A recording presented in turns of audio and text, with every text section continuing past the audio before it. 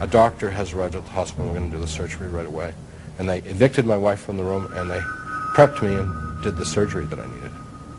So they performed the surgery on you, and you're back in recovery, and you wake up. How do you deal with all this when you're back? Well, it's a huge dilemma because I knew that what I had experienced was fantastic, to say the least. I mean, incredible.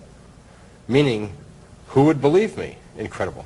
And when I tried to tell my wife and other people, it was incredible. They didn't believe me. They thought it was a delusion or hallucination or something like that. And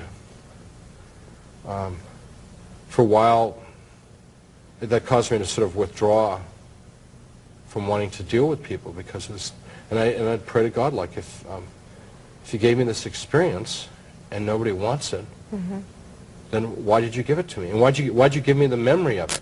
Because I think a lot of people have these experiences, but they don't remember. I know several people that have had experiences, but they say, I can't quite remember it. Yeah. But I have a vivid memory in mind. Vivid detail. Yeah. But you're laying in there, and you have this feeling, or hear this voice that says, get some airline tickets, you're going home over the weekend or Monday, whenever it was, in a few days. And you didn't imagine that could be possible because you had just had a major operation. Yeah, that was on Tuesday, and I'd had the surgery on Saturday night. But your wife comes in, you tell her to go get the tickets, and... Yeah, she goes, I mean, this is all so bizarre, people won't believe it, but it's the truth, absolutely. She walks out in the hall, goes to the payphone, calls collect her mommy and daddy in Iowa City, Iowa, and says, we're in trouble, I need a couple $1,000, we've got to come home. They said, give us your phone number, we'll call you right back. They called their bank, their banker, and he said, what a coincidence, I just came back from Paris and we had an emergency and I had to wire money over there and I know how to do it. Tell it'll be at such and such an address in 10 minutes. You know, if you ever try to get money in a foreign country, you know it's like weeks. I mean, it's impossible. Right. But this banker knew how to do it like now. My wife comes back into the room. She says, I've talked to my parents. They're sending the money. I'll be back in an hour.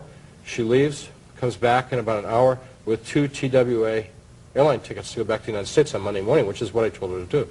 And I said, what in the world have you done? She said, you told me to get the tickets. And I said, yeah, but why did you do it? That's crazy. I'm sick. I'm going to be here for a month. You know, I can't go home. But I did get well enough to come back to the United States because I needed the attention of an American hospital. But you had a guardian angel visit you in the hospital before you left. Oh, yeah. Actually, several different ones. But the... One was came in the form of a young doctor. That was the one I was most fond of. He was in his early 20s, blonde, short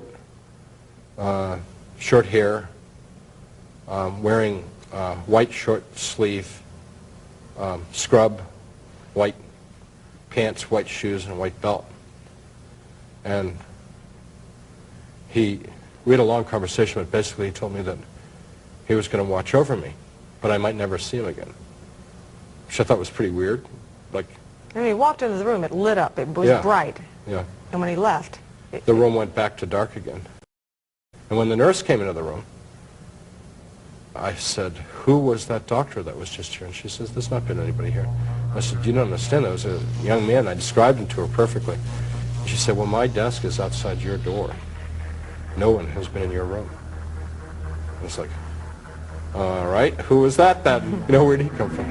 But I always felt that God gave me his presence to help me, because it's scary being really sick and trying to recuperate in a foreign country and stuff like that. And that did the trick. That gave me the confidence that I was going to be okay. And you got back home and they told you should have been dead within 5 hours. And it was... Yeah. And when I got back, when I came to the United States, I had extreme peritonitis, double pneumonia, collapsed lungs, and no liver function. And I was put on the critical list at St. Luke's Hospital in Fort Thomas. And I was on critical for 5 weeks. I was really sick, but I didn't... and you thought you were going to die, though, didn't you? Yeah, and I'm ashamed of this, but I wanted to die because I just wanted to go to heaven. I just wanted to be with Jesus. And I didn't have anything else in my mind except I wanted to go back to that.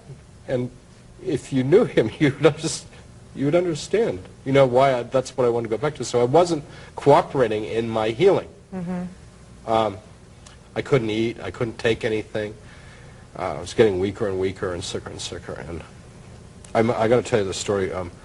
A night nurse by the name of Lisa came in one night, and she was about the only person in the hospital who had been listening to me talk about Jesus and his love and all this stuff. And this sweet little Lisa, real recent graduate of a AA program in nursing, got an associate's degree. She said, I'm going to make you a milkshake. I'm going to go down to oncology and make you a milkshake and get you well.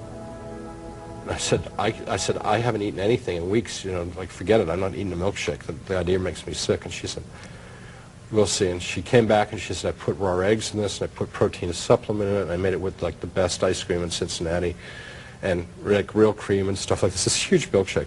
And I said, Lisa, just the smell of it makes me nauseous. Get it out of my room. And she said, listen, I made this out of love, and you're going to get well now. And she stood there for over an hour while I sipped on that stupid thing and drank the whole thing. And she probably could have gotten fired from the hospital for doing this. But, I mean, she was absolutely inspired by God to do this, because there's no reason in the world why she would have done that for me, you know. And from that day on, I just started getting better. And while you were laying in that hospital room, you also kept hearing somebody, a patient in another room, wailing. Oh, yeah. That was a beautiful experience as well. So sad. A man across the hall whose name was Clarence had extreme Alzheimer's, and all he did was make sounds like a wild animal, really loud though. He was also a biter, and every time a nurse I'd see a nurse or something go into his room, a few minutes later, ah, you know, like, Clarence, don't bite me, you know. He couldn't make any rational sounds, and his wife stayed in the room with him. And she was a sweet woman. I felt so sorry for her and for Clarence. And one night, he was driving me crazy. He would wake me up in the middle of the night with his howling and his screaming, and nobody could calm him down. You know, it was like a wild animal. And it's like, man, I'm sick. I'm trying to get well, and this guy's like making me sicker, you know, with his noise.